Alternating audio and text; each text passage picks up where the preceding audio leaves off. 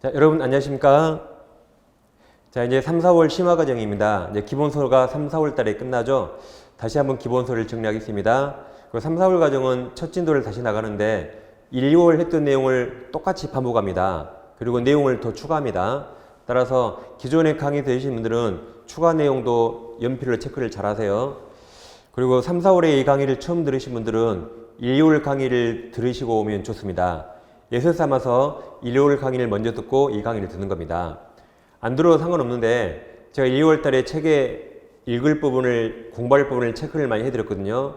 지금은 그걸 다 또 해줄 수가 없어요. 그래서 이 책 다 보는 거 아니에요. 여기서 시험은 약 절반가량밖에 안 나옵니다. 그래서 공부할 내용을 체크해드렸으니까 1, 2월 강의 들으셔가지고 그 내용을 체크하시면 더 공부가 쉽습니다.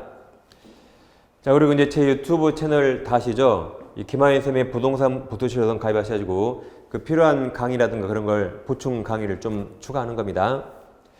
자, 그럼 이제 3, 4월에는 마찬가지로 예습하지 않습니다. 대신 복습을 반드시 3번 이상 꼭 하셔야 돼요. 여러분들이 5월부터는 2차에도 올인해야 되거든요. 4월까지 1차를 좀 어느 정도 마무리해야 됩니다. 그래서 반드시 복습을 3번 이상 꼭 합니다. 그리고 책에 표시를 다 하시라 했죠? 그래서 그걸 반복해서 여러 번 보시는 겁니다. 그 다음, 제가 이제 유튜브 채널에서 기출문제 풀이를 며칠 전에 시작했거든요.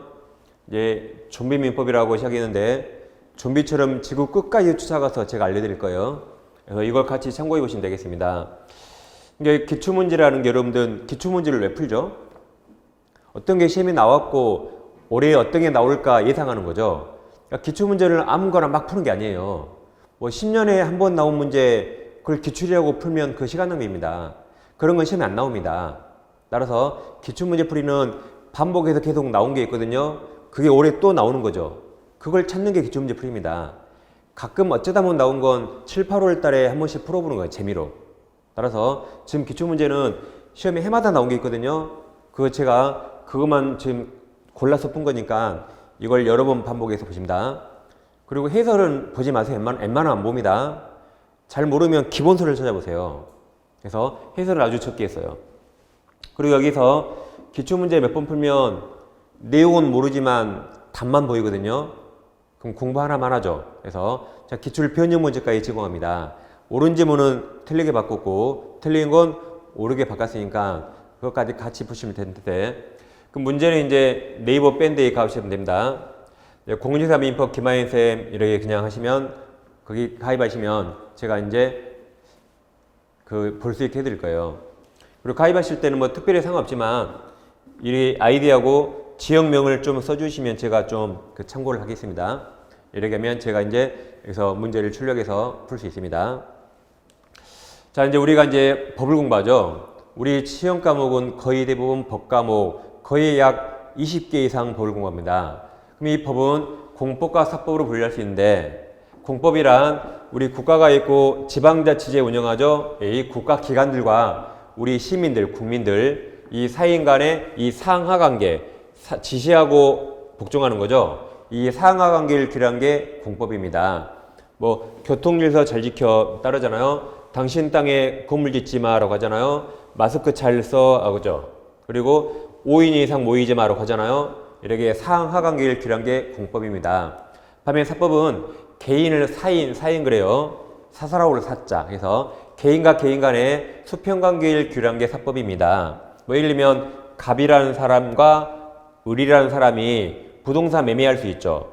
또 갑이라는 사람과 을이라는 사람이 아파트를 임대차 할 수 있죠. 또는 갑이라는 남자와 을이라는 여자가 혼인할 수 있죠. 이런 사인과 사인 간의 관계를 규율한 게 사법이고, 그러면 민법은 당연히 이 사인과 사인 간의 관계를 규율한 사법으로서 민법이 사법의 가장 기본입니다. 그러니까 민법을 모르면 우리나라 어떤 사법도 공부할 수 없고, 한편 민법은 공법에도 적용이 됩니다. 따라서 우리가 공부할 민법이 만법의 근원입니다. 민법을 모르면 우리나라 어떤 법도 공부할 수 없습니다. 수학으로 치면 구구단이에요. 구구단 모르면 수학할 수 없죠. 그러니까 민법의 양이 방대하고 어렵습니다. 그걸 같이 이제 공부하는 겁니다. 자, 그럼 이제 법의 체계라는 게 있는데, 법도 또 높은 법, 낮은 법이 있겠죠. 그 체계를 시험에 안 나오지만 알아둡니다. 먼저 우리나라 가장 높은 법이 헌법이죠. 그 밑에 법률이 있고, 그 다음 명령이 있고, 규칙 밑에 조례가 있고, 그 다음 헌법이란 국민의 의사를 난 법이죠. 따라서 국회의원들이 헌법을 마음대로 개정할 수 없습니다. 반드시 국민투표를 통과해야만 헌법이 개정되는 거죠. 한편 법률은 우리가 흔히 무슨 법 또는 법률 끝나죠. 얘들 그냥 법 또는 법률이 합니다. 그럼 법은 누가 만들죠? 원래 국회에서 만들죠. 근데 국회에서는 법의 상세한 걸 만들 수가 없어요. 국회의원들이 전문 지식이 부족할 수 있잖아요. 그래서 국회에서는 법의 큰 테두리만 만들고 상세한 것은 행정부에 위임합니다. 그래서 법의 위임을 받아서 행정부에서 만든 것을 명령 그러죠. 그 명령은 행정부 짱이 대통령이죠. 그래서 대통령이 만든 대통령령이 있어요. 같은 말로 시행령이랍니다. 한 글자로 령인데 두음법칙이라 영이라고 표기합니다. 다음 대통령 밑에 국무총리와 각 부장관들이 있죠. 그게 만든 게 부령입니다. 그게 시행규칙이에요. 그럼 우리 시험과 관계된 부는 국토교통부죠. 그러니까 여러분들 2차 과목 시간에 국토교통부령까지 공부합니다. 그리고 이 명령까지는 전국에 다 적용되는데 이 조례는 그 지역에만 적용되죠. 그래서 조례는 지방의회에서 만든 겁니다. 뭐 서울특별시 조례 그러면 경기도 적용 안 돼요. 또 서초구 조례 그러면 서초구만 적용되죠. 옆에 강남구에 적용되지 않는 거죠. 그러니까 우리가 조례까지 공부할 수 없습니다. 그래서 우리 시험 과목이 법 과목이 많죠. 우리 시험 과목 중에 헌법은 없거든요. 우리 시험 과목 모든 법은 다 이쪽입니다. 그래서 여기서 약 20가지 정도 법을 공부하는 것이고, 그 다음에 이 법이 있다면 그 밑에 있는 명령까지 공부해야 돼요. 그래서 이 두 가지를 합해서 법령이라 했죠.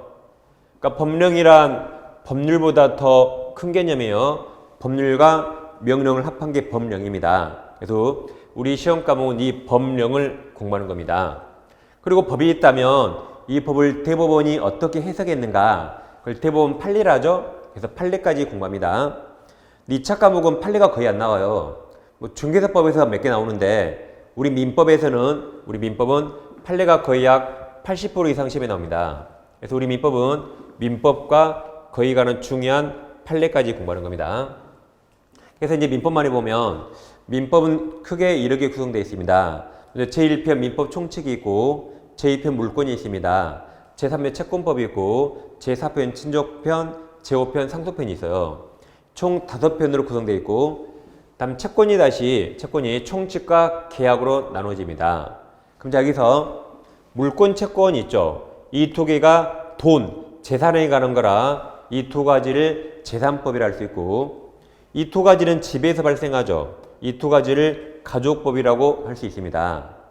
이렇게 민법이 구성되어 있는데 근데 우리 공인중개사는 부동산을 중개하는 거죠. 그럼 여기서 부동산 중개와 필요 없는 게 있습니다.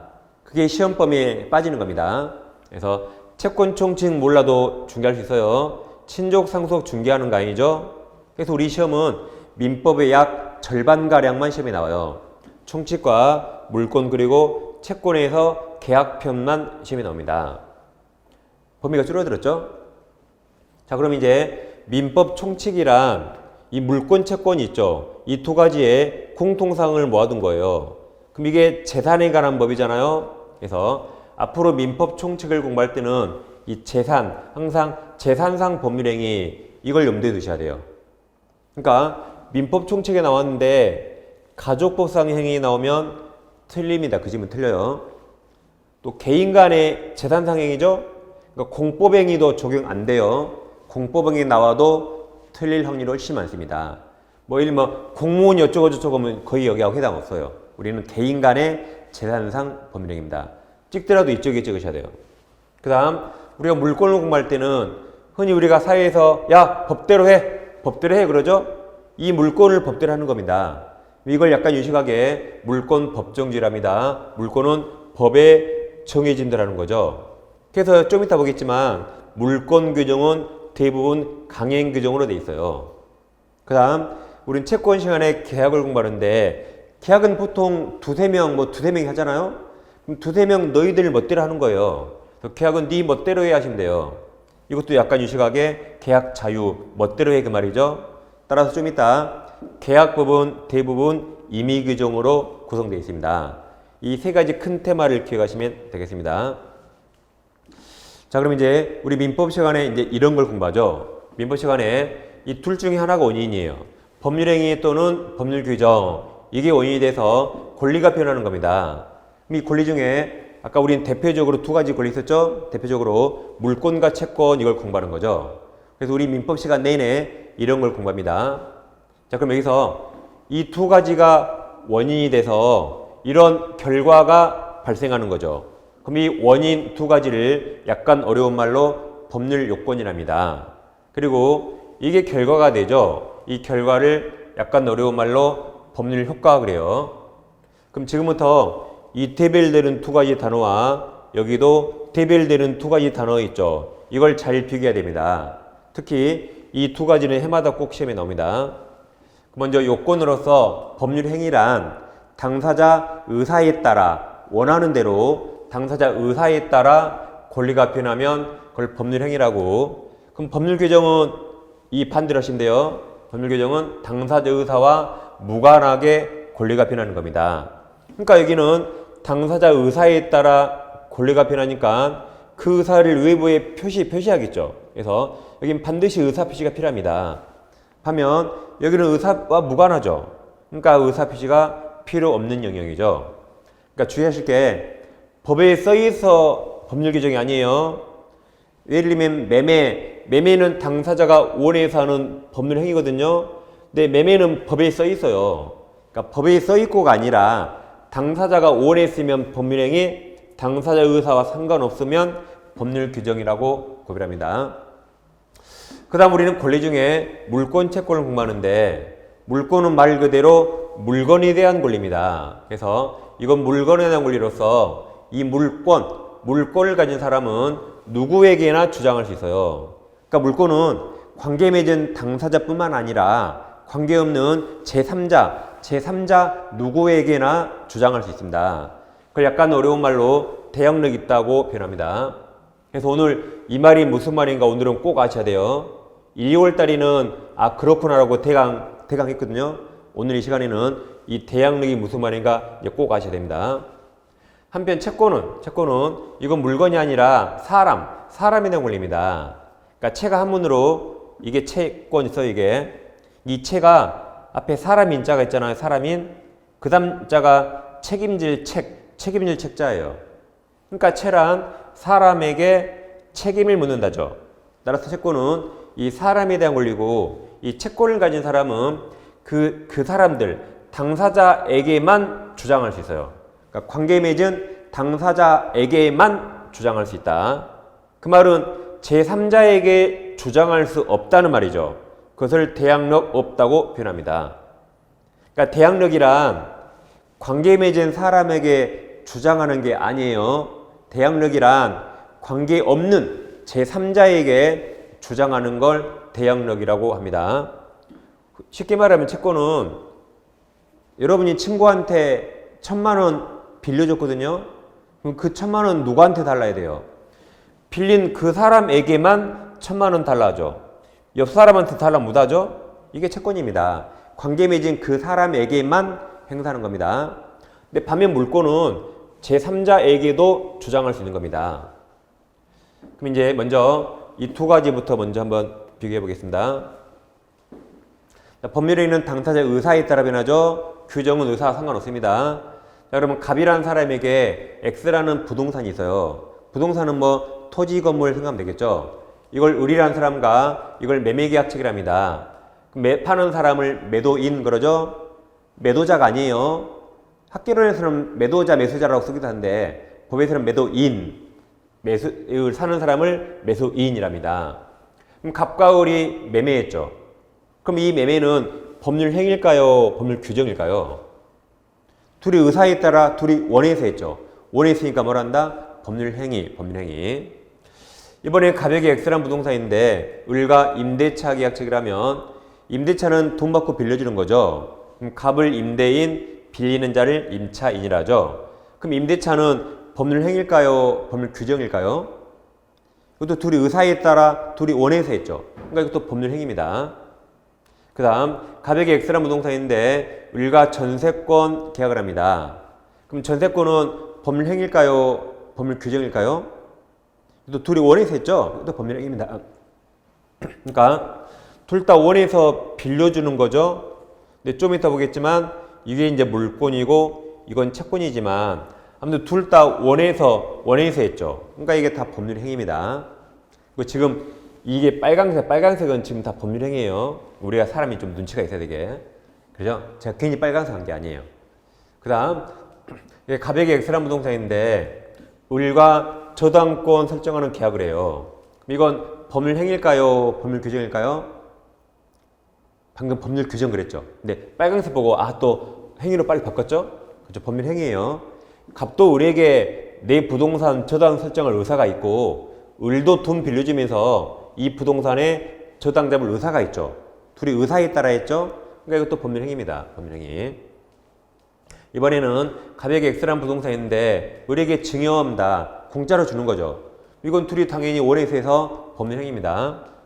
이번에 아버지에게 X라는 부동산이 있는데 아버지가 그래요. 야 창남을 나 죽으면 부동산 너 가져 그래요.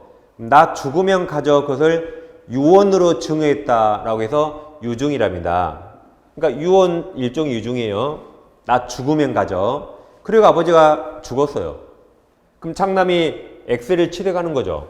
그럼 유증으로 취득하죠? 그럼 유증은 법률 행위입니까? 법률 규정입니까? 그렇죠. 법률 행위, 빨간색이니까 법률 행위. 을이 왜 이걸 취득하죠? 갑이 너 가져 그랬죠. 의사에 따라 넘어오죠. 그러니까 이게 법률 행위입니다. 근데 이번에는 아버지에게 X가 있는데 아버지가 이 X 누구 가지라고 한 적 없어요. 근데 갑자기 교통사로 사망합니다. 그럼 이건 누구 가지라 한 적 없죠. 근데 갑자기 사망했죠. 그럼 이거 국가가 뺏어버립니까? 그런 거 아니죠. 자식이 있다면 자식한테 상속될 수 있죠. 그럼 상속은 이제 제가 색깔 안 넣었어요. 그럼 상속은 법률 행위일까요? 법률 규정일까요? 빨리 색깔 넣어달라고요. 아버지가 누구 가지란 적 없죠. 근데 갑자기 사망하면 아버지 의사와 무관하게 상속법에서 상속 순위가 있어요. 직계 비속이 1순위. 자식이 상속으로 취득한 겁니다. 아버지가 너 가지란 적 없지만 상속법이라는 법률 규정에 따라 취득하죠. 가부사 무관하게. 그러니까 이건 법률 규정입니다. 그랬을 때 죽은 아버지를 피상속인 자식을 이제 상속이라 하죠. 다시 이제 가백이 X라는 부동산인데 이게 경매가 나와서 우리 경매 받았어요. 경매는 법률 규정이에요. 설마 갑이 내게 경매라고 원합니까? 경매 나오더라도 을 네가 경매 받으라고 둘이 의사로 정할 수 없죠. 우리 민사집행법이라는 법률 규정에 따라 가부사 무시하고 강제로 뺏어온 거죠. 이게 법률 규정입니다. 그 다음 가백에 토지가 있는데 이 국가가 이 토지가 공공 목적이 필요해서 공용 징수 수용할 수 있죠. 이거 가부사 무시하고 강제로 뺏어온 거죠. 이것도 법률 규정입니다. 그 다음 갑과 을이 토지를 공유하는데 공유는 지분이 있거든요. 지분 2분의 1씩 똑같다 해보세요. 근데 이 공유물을 분할할 수 있죠? 분할합니다. 그럼 분할하면 협의 분할의 원칙이에요. 협의가 합의죠? 그래서 갑과 을이 빨강색 이렇게 왼쪽을 갑, 오른쪽 을 이렇게 갖기로 협의했다. 그럼 협의가 둘이 의사에 따라 원해서 하는 거죠. 그러니까 이건 법률 행위예요. 둘이 원해서 했잖아요. 원해서. 근데 협의가 안 될 수 있죠. 협의가 안 되면 어떻게 해야 돼요? 협의가 안 되면 법원에 오면 판사가 재판으로 분할해 줍니다. 잘 보세요. 협의가 안 되니까 이제 판사가 이렇게 초록색으로 이렇게 딱 이렇게 분할해서 이렇게 왼쪽을 갑, 오른쪽 을이 가지세요라고 판결을 떨어진 겁니다. 그럼 이게 우리 시험 범위의 유일한 형성 판결입니다. 형성 판결이란 판결로서 법률 관계를 형성해 준 거예요. 그럼 이 재판상 분할은 그럼 법률 행위일까요? 법률 규정일까요? 그러니까 지금 분할 당사자가 누구죠? 분할 당사자가 갑과 을인데 당사자 의사에 따라 쪼갰어요? 판사 의사예요? 판사가 쪼갰죠. 그럼 판사는 당사자 아니죠? 그럼 당사자여서 무관하네요. 그러니까 이게 법률 규정입니다. 그래서 이게 지금 2년 연속 정답으로 나오고 이게 당사자는 갑과 을이죠. 이건 갑과 을이 쪼개 있으니까 법률행위. 이건 갑과 을이 쪼갠 거 아니죠? 그러니까 법률 규정 나눌 수 있습니다.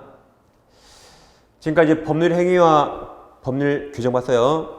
이제 우리는 물권과 채권을 공부하는데, 자, 물권은 관계 맺은 당사자뿐만 아니라 제3자에게도 주장할 수 있죠. 이걸 아까 대항력 있다고 표현했고, 채권은 관계 맺은 당사자에게만 주장할 수 있죠. 특히 이 자리를 이제 채무자에게만 주장할 수 있죠. 그럼 제3자에게 주장할 수 없죠. 그걸 대항력 없다고 표현합니다. 그래서 전세권이 있는데, 여러분 전세권과 전세 같은 말이에요, 다른 말이에요? 완전히 다르다 했어요. 전세권은 물권이고 전세는 채권입니다. 그럼 두 개를 어떻게 구별하죠? 이건 전세권 등기한 거예요. 무슨 등기? 전세권 등기. 이건 전세권 등기 하지 않은 겁니다. 그래서 전세권 등기를 했고 전세권 등기를 하지 않은 거예요. 그래서 이것을 미등기 전세라고도 합니다. 이 등기가 전세권 등기를 하지 않았다요. 그래서 이건 채권이라 또 채권적 전세라고 해요. 한마디로 임대차의 일종입니다. 임대차가 크게 두 가지죠. 월세가 있는 것과 월세가 없는 것. 보통 월세가 없는 것을 우리가 전세라고, 얘들은 다 채권입니다. 반면 전세권은 물권입니다. 자, 가볍게 X라는 부동산이 있는데 을과 전세권 설정 계약을 합니다. 이게 이제 시간적 동그라미, 시간적 첫 번째로 계약기한 2년에 전세금 3억을 지급하고 을이 전세권 등기하면 을이 이제 물권인 전세권을 취득한 겁니다. 그럼 을은 X를 2년 사용할 수 있는데 1년 만에 갑이 병에게 X를 팔아서 병에게 소유권 이전 등기하면 이제 중간 1년 만에 소유자가 병으로 바뀌었어요. 병이 새로운 소유자니까 병이 을에게 내가 사용할 테니까 나가 그러더라고요. 그럼 을은 아직 1년 사용 덜 했죠. 그럼 을은 나가야 됩니까? 안 나갈 수 있나요? 안 나갈 수 있죠. 왜 그래요? 이건 물권이죠. 그럼 을은 이 계약 누구랑 했죠? 갑과 하고 병과 한 적 없지만 물권은 제3자에게도 주장할 수 있습니다. 그래서 을은 갑과 맺은 계약을 계약 당사자가 아닌 제3자에게도 주장할 수 있어요. 그것을 대항력이 있다고 표현합니다. 그럼 대항력이 있다 그러면 잘 보세요. 그러니까 파는 사람을 양도인, 사는 사람을 양수인 그러죠. 그러면 이 양수인 병이 양도인 갑 주의를 승계한다고 표현해요. 그러니까 승계한다 그러면 병을 여기다가 대입해요, 대입. 마치 병과 을이 계약 맺은 것처럼 병이 그대로 책임지는 겁니다. 그것을 을은 갑과 맺은 계약을 병에게 대항할 수 있다 그러고, 같은 말이 양수인 병이 양도인 갑치를 승계한다고 표현합니다. 그러니까 을이 안 나가는 거죠. 을은 2년간 안 쫓겨나요. 그럼 1년 남았으니까 안 쫓겨납니다. 그리고 2년 다 지나면 을은 전세금 누구에게 받아요? 주기는 갑에게 줬지만 나갈 때 누구한테? 병에게 받습니다. 그것을 을은 갑과 맺은 계약을 제3자 병에게 대항할 수 있다고 표현하고, 병은 갑주의를 승계한다고 표현합니다. 그럼 저 X가 시가가 5억이라면 우리가 병이라면 얼마에 사야 돼요? 네가 3억 내줘야 되죠. 그래서 5억에서 3억을 빼서 2억 이하로 사야겠죠. 이게 물권은 대항력이 있다고 표현합니다. 그러니까 쉽게 말하면 대항력이 있으면 중간 안 쫓겨나요. 2년을 누구한테나 주장할 수 있으니까 대항력이 있으면 안 쫓겨난다. 없으면 이제 쫓겨나는 겁니다. 그럼 등기부 그러면 등기부는 갑고와 을구 있죠. 갑고에는 소유권에 관한 사항을 적어요.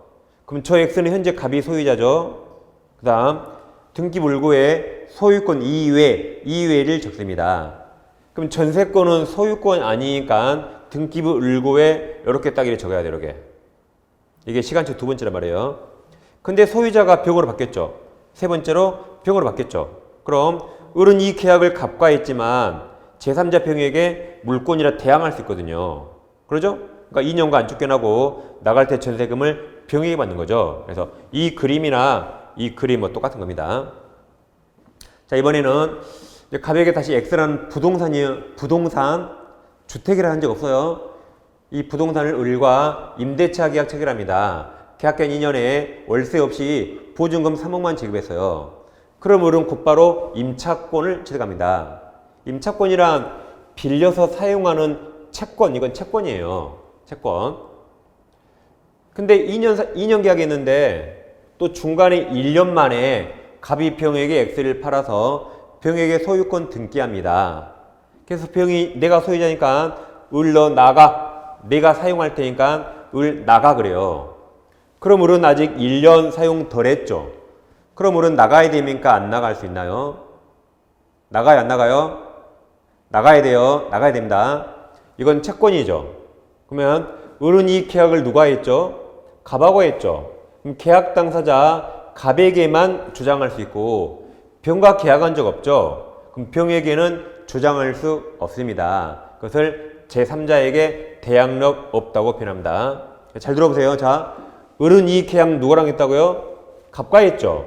을은 계약 당사자 갑에게는 당연히 주장할 수 있어요. 그게 대항력이 아니에요. 계약했으니까 당연히 당사자에게 주장할 수 있는 겁니다. 대항력이란 갑과 한 계약을 계약 당사자가 아닌 제3자에게 주장하는 걸래요. 그럼 채권은 대항력 없습니다. 이것을 갑에게만 주장할 수 있고 제3자 병에게 대항할 수 없어요. 근데 이건 채권이고 물권이잖아요. 그럼 물권 힘이 더 셉니다. 그래서 병이 나가 그러면 을은 원칙 쫓겨나는 겁니다. 누구 때문에 쫓겨나요? 갑 때문에. 그럼 2년 다 사용 못한 것은 갑에게 손해배상을 청구해요. 보증금 3억 누구한테 받아요? 갑에게 받아요. 병에게는 어떠한 것도 주장 못합니다. 자, 그럼 저 대항력 없잖아요. 그럼 이때는 양수인 병이 양도인 가치를 승계하지 않는다고 표현해요. 같은 말입니다. 자, 그럼 저 X가 시가가 5억이라면 우리가 병이라면 얼마에 사는 거죠? 병 내가 3억 내주는 거 아니죠? 갑이 3억 내주거든요. 그러니까 우리는 5억짜리 5억에 사는 겁니다. 그래서 병이 갑에게 5억을 주잖아요. 그럼 갑이 그 5억에서 을에게 3억을 주고 을 쫓아내는 거죠. 이게 대항력 없답니다. 자, 그럼 갑이 나쁨만 먹으면 갑이 오늘 아침에 임대차에서 3억 받았거든요. 오늘 오후에 5억 받고 팔아버립니다. 그래서 8억 가지고 갑이 중국으로 도망가요. 중국으로. 그럼 을 여기 지금 발도 못 디뎌봤죠. 근데 병이 들어오지 마 그러면 을은 못 들어옵니다. 그러면 3억 누구한테 받아야 돼요? 갑에게. 갑 어디인지 몰라요. 어디인지 모릅니다. 그래서 을이 하루아침에 3억을 딱 뜯겨버린 거죠. 갑이 나쁨만 먹으면. 그럼 우리 3억을 왜 뜯기죠? 왜 뜯겨요? 임차권이 대항력 없으니까 뜯기는 겁니다. 불쌍하죠? 불쌍해서 법에서 보호합니다. 그래서 이건 원칙 대항력 없는데 이게 예외적으로 대항력을 취득할 수 있다. 예외입니다. 예외. 첫째, 지난주에 민법 621조에서 임차권 등기할 수 있죠. 그때부터 대항력이 생깁니다. 근데 이건 임대인이 협조해줘야 돼요. 임대인이 해줘야 안 해줘요? 기차는 안 해줘요. 기차는 안 해줍니다. 또 코로나 때문에 사람 만나지 말라잖아요. 안 해줘요. 설사 하라 그래도 누구 돈으로 해? 네 돈으로 알아서 해 그래요. 그럼 을이 안 합니다. 이거 등기할 때 법무사비 또 몇백만 원 깨져요. 나중에 나갈 때 말소할 때 또 법무사비 또 몇백 깨져요. 그러니까 갑이 안 해주거나 하라 해도 을이 안 해요. 을이. 그러니까 이래저래 이게 실생활에 거의 없는 겁니다. 근데 만약에 이 X가 주택이라고 가정해 보세요. 그럼 갑과 을은 주택 임대차 있죠. 그럼 주택 임대차는 등기하면 되거든요. 근데 할 필요 없습니다. 특별법 주택 임대차 보호법에서 임차인 을이 주택을 넘겨받고 주민등록 신고 전입신고하면 다음날 0시에 대항력이 생깁니다. 그럼 보통 주택 임차인 이사하고 다 주소 옮기잖아요. 그럼 이 법을 모르더라도 자신도 모르게 대항력을 갖추고 살고 있는 겁니다. 그게 주택임대차 보호법입니다. 그럼 이거 두 개의 차이점은 딱 하나예요. 등기한 즉시 대항력이 생기지만 이거 하면 다음날 0시에 대항력이 생겨요. 그 차이점 딱 하나입니다. 그러니까 굳이 주택은 돈 들일 필요 없죠. 다음 세 번째, 만약 이 X가 상가라면 갑과 을은 상가 임대차였죠. 그럼 상가 임대차도 등기하면 됩니다. 근데 굳이 할 필요 없어요. 특별법 상가 건물 임대차 보호법에서 임차인이 상가를 인도받고 세무서에서 사업자 등록 신청을 하면 이 다음날 0시에 대항력이 생깁니다. 그래서 임차인이 셋 중에 하나로 1번 먼저 임차인이 대항력을 취득했어요. 그럼 병 2번 그거 알고 사겠죠? 그때 한해서 을은 갑과 맺은 계약을 예외적으로 병에게 대항할 수 있습니다. 그때 그러면 이제는 그럼 병은 갑 지위를 승계해요 안 해요? 승계한다. 그럼 저 5억짜리 얼마에 사야 돼요? 이제 병이 3억을 내줘야 되니까 5억짜리 얼마 사요? 이제 2억이 사는 거죠. 자, 정리하면 물권은 원칙 대항력 있어요. 근데 채권은 원칙 대항력 없습니다. 예외적으로 생길 수는 있다. 그 원칙과 예외를 헷갈리면 안 됩니다. 이제 지금까지 우리가 법률행위와 법률규정 두 개 비교해봤고 물권, 채권, 대항력 있죠? 원칙 대항력 없다까지 비교해봤습니다. 그럼 이제 이 권리변동을 이제 잠깐 볼게요. 권리변동. 일단 여기까지 책을 좀 체크해볼게요. 자, 책은 24페이지 와보세요. 여러분 기본서 24페이지. 24페이지. 자, 상단에 02번 권리 종류에서 박스 밑에 파란색 1번 채권 있나요? 그럼 양가를 본 개념 보세요. 채권자가 채무자 동그라미, 당사자, 관계맺은 당사자에게 약속한 급부를 청구하는 권리를 말합니다. 양가로 2번 특징 있나요? 첫째, 계약 당사자에게만 효력이 인정되고 제3자에게는 자신의 권리를 주장할 수 없다는 점이다. 가로 열고 그걸 제3자에게 대항력 없다고 표현해요. 아래 파란색 2번 물권 있나요? 양거를 본 개념, 물건이죠? 물건을 배타적, 즉 독점적으로 직접 지배할 권리 말합니다. 밑에 양거를 본 특징이 있어요. 첫째, 모든 사람에게 효력이 인정되다. 가로 열고 그 파란색으로 제3자에게 대항력이 있다고 표현합니다. 그 다음에 잠깐 권리변동 볼 텐데 권리변동을 잠깐 볼 겁니다. 여러분 책 어디 갔냐면 이제 순서가 저랑 약간 달라요. 자, 이제 27페이지 중간에 03번 권리변동이 있습니까? 그럼 제일 밑에 네모 1번 권리 발생 취득이 있고 파란색 1번 원시 취득과 다음 페이지 파란색 2번 승계 취득 있죠. 여기를 볼 겁니다. 권리 변동이란 권리가 발생하고 변경하고 소멸하는 건데 이제 우리는 권리 발생 취득만 볼 거예요. 그럼 권리 취득은 원시 취득과 승계 취득이 있는데 원시 취득은 무슨 말 같아요?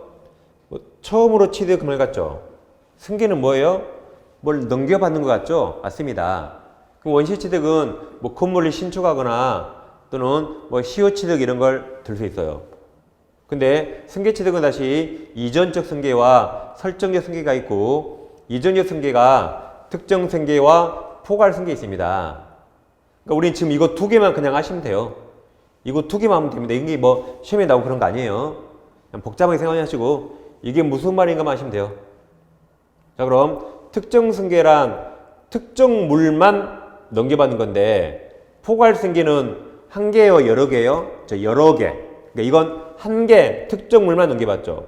이건 여러 개 그 말입니다. 예를 들어보면 갑에게 X라는 부동산인데 을에게 X를 매매하거나 증여해요. 그럼 X를 매매하면 X라는 특정 물만 승계하죠. X를 증여하면 X라는 특정 물만 승계하죠. 그게 특정 승계 또는 특별 승계랍니다. 그럼 포괄 승계는 아버지에게 XY 부동산이 있는데 아버지가 사망해서 자식이 상속받는다.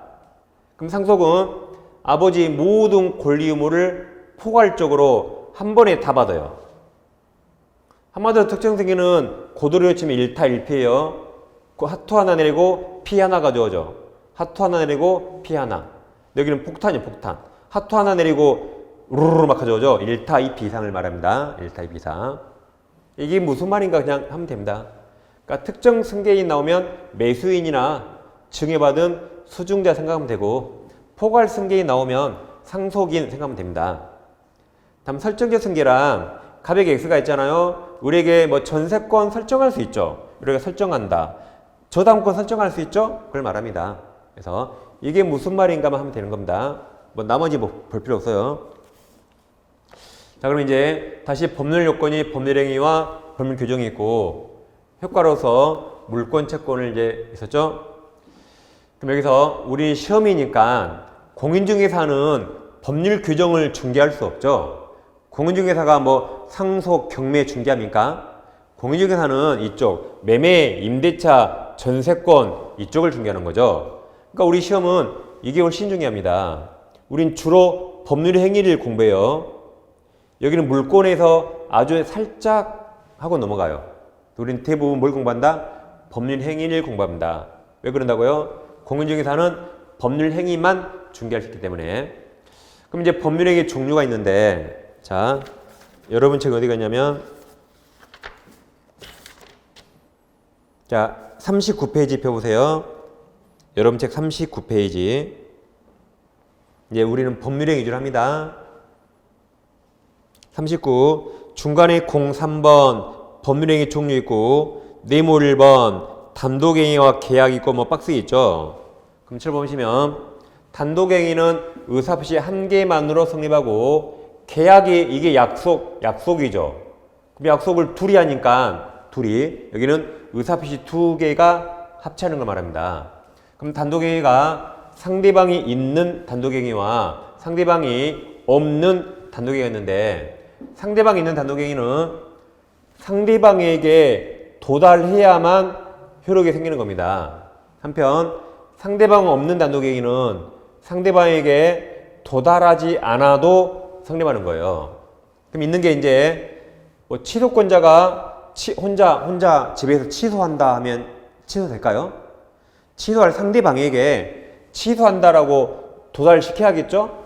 그리고 취소권자가 취소한다 그러면 그 취소한다는 한 개의 의사표시만으로 취소 효과가 형성됩니다.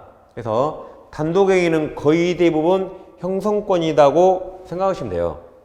또 해지권자가 해지한다, 그 한마디로 해지 효과가 형성되는 거죠. 거의 동의어처럼 생각해도 상관없습니다. 그래서 뭐 해지 추인 등이 있고, 상대방 없는 단독행위는 뭐 소유권을 포기하는 거, 우리가 빈병을 버려요. 빈병. 그럼 상대방이 정이 있나요? 누가 알아야 됩니까? 그런 거 없죠. 다음 유언하면 유언. 장남에게 내 재산 다 준다 그래요. 그럼 장남에게 내 재산을 다 준다. 그걸 장남이 몰라도 돼요. 몰라도. 알면 오히려 내 삶이 단축돼요. 상대방에게 도달할 필요 없죠. 이런 걸 말합니다. 계약은 이제 약속은 둘이 하죠. 그래서 뭐 법에서 혼자 한 약속은 그건 법이 아니에요. 혼자 그냥 안 지키죠. 거의 헛소리. 법에서 약속은 둘이 하는 겁니다. 그래서 갑부동산을 우리에게 갑이 그래요. 내 거 3억에 살래? 라고 청약하니까 우리 3억에 산다라고 승낙하면 의사표시 두 개가 서로 일치해서 이게 약속이죠. 이런 걸 계약이라고 합니다. 그럼 여러분 책 39페이지 제일 밑에 박스 있습니까? 그럼 박스에 단독행위 써 있어요. 동그라미 1번 상대방 있는 단독행위가 기억이 제일 끝에 취소, 니은이 채무 면제, 즉 돈 갚지 마 그러면 바로 채무가 없어져요. 돈 갚지 마 그러면 디귿이 해제, 리을이 해지, 미음이 추인 정도 하시면 되겠고, 동그라미 2번 상대방 없는 단독행위가 아까 소유권 포기입니다. 한번 넘겨보세요. 자, 이제 계약은 다시 요식행위와 분료식이 있는데, 요식이란 특별한 방식을 요한다죠. 분류식은 특별한 방식을 요하지 않는답니다. 우리 시험 범위는 99% 분류식이에요. 그럼 요 식은 우리 시험 범위 아닌 거 예를 들어오면 혼인은 혼인신고라는 방식을 요합니다.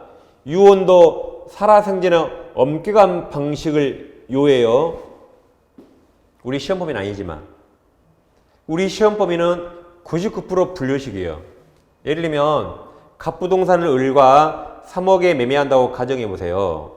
그럼 매매가 법률행위죠? 둘이 원해서 하잖아요. 그럼 매매가 언제 성립할 것인가? 첫째, 어젯밤에 둘이 3억에 사기로 어젯밤에 합의했대요. 어젯밤에. 그리고 오늘 오전에 중개사무소에서 계약서 썼어요. 그래서 계약금 지급하고 일주일 후에 을에게 소유권 등기했다 해보세요. 그럼 여기서 매매라는 법률행위가 언제 성립했죠? 매매라는 법률행위가 언제 성립했어요?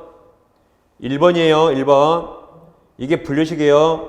계약서 안 써도 됩니다. 계약서 같은 서면 같은 특별한 방식 요하지 않아요. 의사합의만으로 성립합니다. 이걸 분류식 그래요. 근데 우리가 계약서를 왜 쓰죠? 부동산 단위가 크니까 혹시 나중에 딴소리 할까봐 이건 증거를 남긴 거예요. 2번은. 계약은 1번에 법률행위는 1번에 성립했어요. 이건 뭐다? 증거를 남긴 겁니다. 우리가 아이스크림 살 때 마트에서 계약서 써요? 안 쓰잖아요. 쓸 필요 없죠. 그래서 이건 써도 되고 안 써도 돼요. 그래서 이때 성립한 이것을 분류식. 그럼 요 식은 우리 시험 범위에 딱 한 개 있는데 여러분 책에 요식행이 써 있잖아요. 요식행이 거기에 써보세요. 711페이지 써보세요. 다 요식행이 몇 페이지? 711페이지. 거기 가보세요. 아직 한 번도 공부 안 했어요. 거기 711 가보세요. 민법도 아니고 민사특별법 쪽이고 집합건물법입니다. 그럼 711페이지 중간에 네모 2번 재건축 결의 효과가 있고 법조문 48조 있습니까? 자, 일단 무슨 말인지 모르지만 밑줄 해보세요. 재건축 결의가 있으면 집회를 소집한 자는 죄 없이 그 결의에 찬성하지 아니한 구분 소유자 가로 띄고 밑에 에에 대해서 그 결의 내용에 따른 재건 참가할 것이 여부를 회답할 것을 다음 서면 동그라미 서면으로 촉구해야 된다. 촉구가 최고 독촉. 뭐로 해야 돼요? 서면으로 해야 된다 그랬죠. 그게 요식이에요. 서면으로 해야 된다. 그게 중요한 거 아니라 방금 거기 빼고 우리 책 처음부터 끝까지 다 분류식이에요. 그러니까 방금 거기 빼고 앞으로 이 말 나오면 무조건 틀려요. 방금 거기만 서면을 해야 돼요. 거기 빼고 앞으로 뭐뭇은 서면에 낸다 무조건 틀립니다. 이것을 분류식 그래요. 근데 방금 거기는 한 10년에 한 번 시험에 나올까 말까예요. 2년 전에 나왔거든요. 앞으로 8년간 안 나와요. 그게 중요한 게 아니라 우리 책 제일 끝에 뭐 하나 빼고 앞으로 이 말 무조건 틀렸다. 이걸 뭐라 한다? 서면 같은 방식 이용하지 않는다. 그래서 이때 성립했고 이건 증거를 갖춘 거고 서로 잘 비교해야 됩니다. 그 다음에 이제 새로운 거 하나 3월달에 추가합니다. 자, 여러분 책은 이제 다시 41페이지 오세요. 여러분 책 41페이지. 다시 오세요. 오시면 상단에 네모 5번 채권행위와 처분행위 있습니까? 이게 상당히 어렵기 때문에 1월달에 안 했던 겁니다. 자, 채권행위는 앞으로 할 일이 남아있거든요. 그래서 앞으로 어떤 의무를 더 부담해야 돼요. 근데 처분행위는 할 일이 남아있지 않아요. 이행의 문제가 남지 않는 것이고 물권행위라고 생각하면 됩니다. 준 물권행위 있는데 그건 10년에 한 번 시험에 나오니까 저는 그런 거 공부 안 해요. 범위를 괜히 늘려봤자 머리만 아픕니다. 그래서 그냥 물권행위라고 생각하면 됩니다. 예를 들어보면 갑에게 X라는 부동산인데 을과 매매계약 체결합니다. 자, 그럼 갑과 을이 매매계약 체결했죠. 그럼 앞으로 이 사람들은 할 일이 남아있어요? 할 일이 없어요? 할 일이 남아있죠. 갑은 소유권을 넘길 의무가 있죠. 을은 돈 줄 의무가 있죠. 앞으로 어떤 의무를 더 부담하네요. 의무를 부담하죠. 그래서 이것을 채권행위라고도 합니다. 또 채권 계약을 하는데 채권행위죠. 채권행위. 그래서 이제 우리 돈을 주니까 갑이 을에게 소유권 등기를 딱 넘겼어요. 그럼 이제는 두 사람이 할 일이 없죠. 앞으로 얼굴 볼 일 없죠. 그럼 이행의 문제가 남지 않네요. 그걸 말한다. 물권행위, 처분행위. 그러니까 쉽게 말하면 이건 소유권 물권이니까 소유권 등기했다 생각하면 돼요. 또는 저당권 물권이라 저당권 설정했다, 전세권 설정했다고 생각하면 됩니다. 그래서 이건 이행의 문제를 남기고 이것은 이제 더 이상 이행의 문제를 남기지 않는 걸 말합니다. 그러니까 처분이란 말이 민법은 아까 사법 그랬죠? 공법에서 처분과 사법의 처분 달라요. 사법의 처분은 이런 물권행위를 말하고 사법. 공법에서는 처분행위가 행정행위예요. 여러분 만약 여러분 들어봤죠? 음주운전 해가지고 면허를 운전면허 취소당했단 말 들어봤죠? 그걸 정신용어로 면허 취소 처분했다 그래요. 그 처분은 행정청이 뭔가 행위했죠. 그런 걸 공법에서 처분. 이제 우리 민법 사법에서는 물권행위라고 합니다. 그럼 이제 뭐가 시험에 나오냐면 갑에게 X가 있는데 X를 매매했거든요. 그럼 갑은 X 넘길 의무가 있고 을은 돈 줄 의무가 있죠. 그럼 갑은 X 소유권 넘기기로 을과 약속했는데 알고 보니까 이 X는 갑 소유가 아니라 제3자 A 소유예요. 갑이 자기 것도 아닌데 타인 소유 부동산 매매한 겁니다. 이걸 타인 권리 매매 그래요. 그러더라도 이거 유효입니다. 매매했단 말이 등기 넘겼단 말이 아니에요. 매매가 뭐죠? 등기 넘기기로 약속했단 말이죠.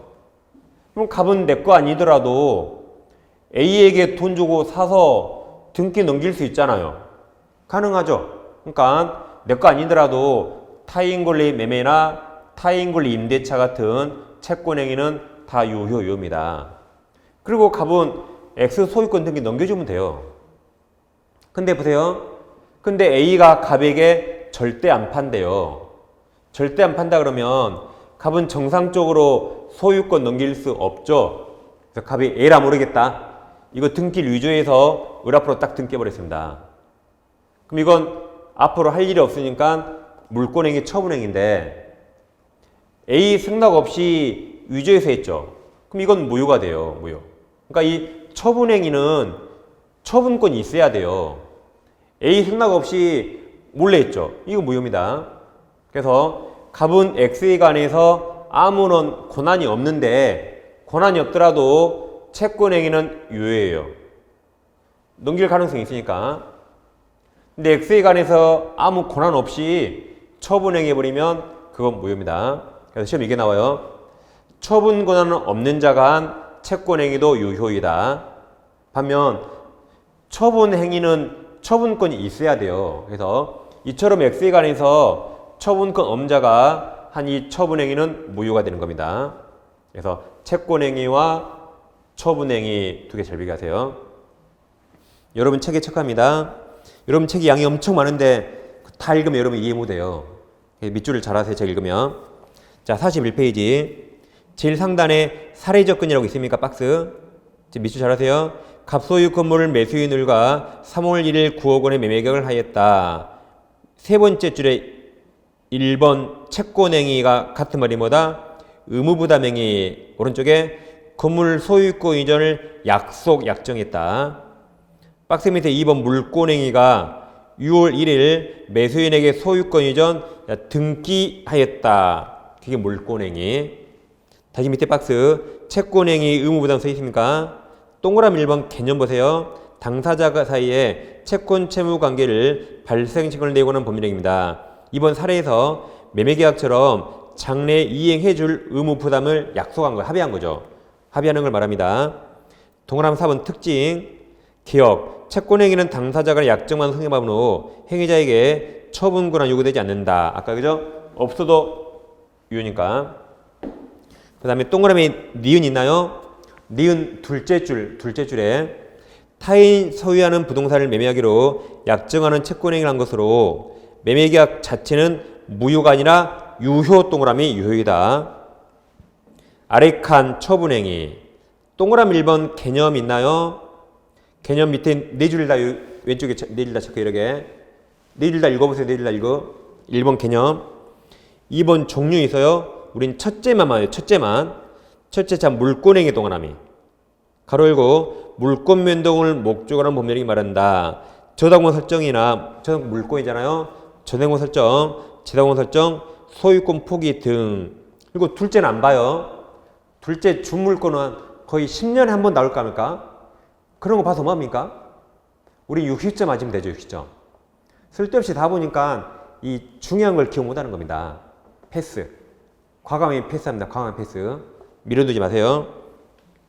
다음 4번 특징이 있습니까? 자, 기억. 처분권 없는 자고 채권의 처분행위 가로 열고 저당권 설정이나 저당권 설정행위 등은 자, 무효 동그라미 무효이다. 넘깁니다. 그 다음 페이지 딱 정리되어 있네요. 자, 그 다음 페이지 첫째 박스에서 채권행위 의무부담행위 써 있습니까? 그럼 두 번째 칸 구별실익 있어요. 그럼 파란색 글씨 타인 소유물에 대한 매매, 교환, 임대차 계약은 유효이다.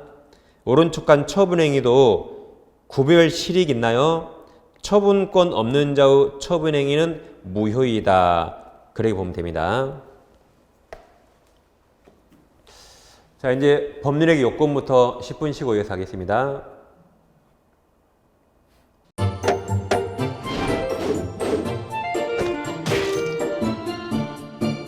안녕하세요. 공인중개사 민법을 강의하고 있는 양민입니다.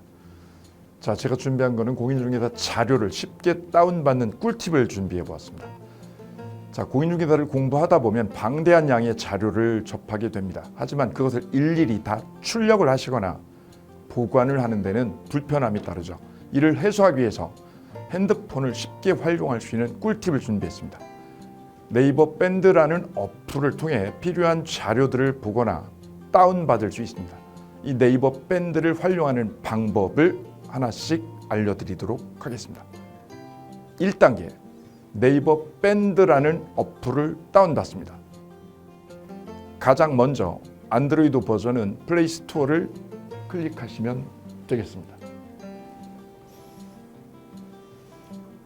아이폰은 앱스토어에서 하시면 됩니다. 그 다음 검색창에 네이버 밴드를 검색하시고 다운 혹은 설치를 클릭하시면 되겠습니다. 이렇게요. 2단계, 밴드 어플에서 공수모를 검색해 주시면 되겠습니다. 밴드 어플을 누르시면 위쪽 상단에 보시는 것처럼 돋보기 모양의 아이콘이 보입니다. 이 돋보기 부분을 클릭하시게 되면 맨 위쪽에 하얀 공백의 검색창이 생기는데요. 이곳을 눌러서 공수모 이 세 글자를 쳐주시면 되겠습니다. 3단계는요. 해당 공수모 밴드를 들어가 주시면 됩니다. 이 밴드는 공인중개사를 공부하시는 수험생들을 위한 밴드입니다. 수험생들을 위한 시험 정보나 자료가 업로드되어 있어서 공부를 할 때 활용할 수 있는 밴드입니다. 보시는 것과 같이 강의와 관련된 공지사항이나 최신 자료가 다양하게 제공되고 있습니다.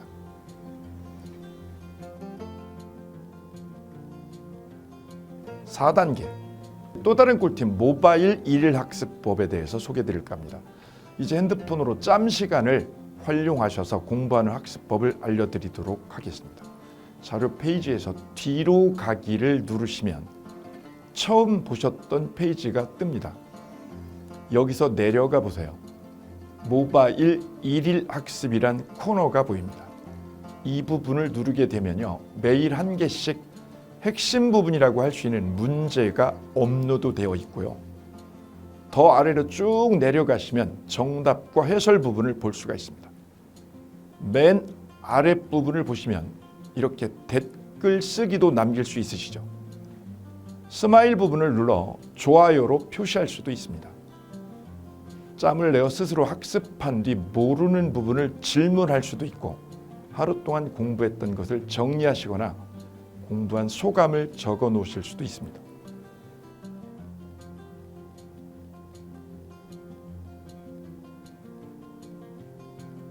지금까지의 과정과 같이 공수모 밴드에 가입하신다면 다채롭게 업데이트되는 양질의 최근 자료들을 접하시고 활용할 수 있습니다.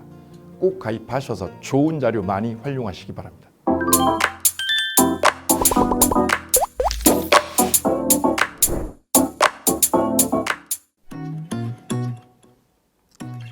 자, 안녕하십니까. 자, 이번에는 부동산 실무, 일반인들이 어떤 도움을 받기 위한 관련된 밴드에 대해서 소개를 시켜드릴 건데요.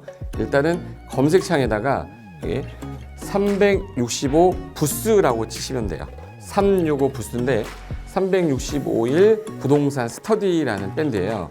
네이버 밴드인데 365 부동산 스터디라는 밴드 일단 이거 클릭하시면 현재는 이제 4만 명 정도 되는 밴드인데요. 우리가 일반인들이 어떤 부동산 정보를 습득하는 데 있어서 이 정보를 얻기가 되게 쉽지가 않습니다. 내가 어딘가를 찾아본다고 해서 잘 찾을 수 있는 것도 아니고, 어떤 전문가들이 하는 말들이 친밀성이 있는 건지 아닌지에 대해서도 우리가 잘 믿을 수가 없는 거기 때문에 그런 정보를 그래도 좀 손쉽게 찾아볼 수 있게끔 저희 이제 이 밴드에 구성된 전문가들이 정보를 좀 제공해 주는 거기 때문에 아마 유용하게 활용할 수 있을 거고요. 내가 부동산 중에 토지를 좀 알고 싶다, 또는 상가를 좀 알고 싶다, 또는 나는 내 집 마련을 위해서 청약이 좀 궁금하다.